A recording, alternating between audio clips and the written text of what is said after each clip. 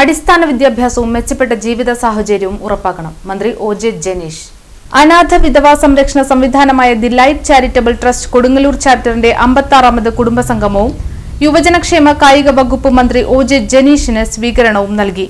മന്ത്രി ഒ.ജെ. ജനീഷ് കുടുംബസംഗമം ഉദ്ഘാടനം ചെയ്തു. ലോകം അനുനിമിഷം വൈജ്ഞാനിക വിസ്ഫോടനത്തിലൂടെ മുന്നേറുമ്പോഴും അടിസ്ഥാന വിദ്യാഭ്യാസവും മെച്ചപ്പെട്ട ജീവിത ചുറ്റുപാടുകളും ലഭ്യമല്ലാത്ത ഒട്ടനവധി കുട്ടികൾ ഇപ്പോഴും നമ്മുടെ സമൂഹത്തിൽ ബാക്കിയാവുന്നു എന്നത് വേദനാജനകമാണ്.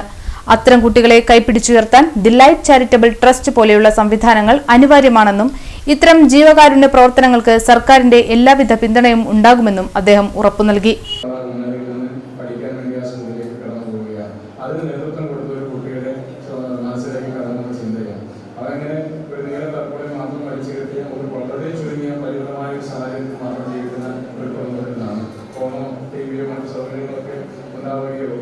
വീഡിയോസൊക്കെ കണ്ട് അതിനെപ്പറ്റി അത് മനസ്സിലാക്കിയിട്ടില്ല.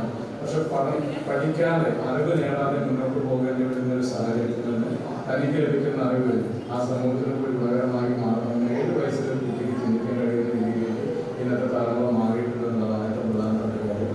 പ്രതിസന്ധികളും പരിമിതികളും ഒന്നിനും ഒരു തടസ്സമല്ല എന്നുള്ളതാണ് ആ കുട്ടിയുടെ അനുഭവത്തിലൂടെ നമ്മളോട് ഉദ്ദേശിച്ച് പറയുന്നത്.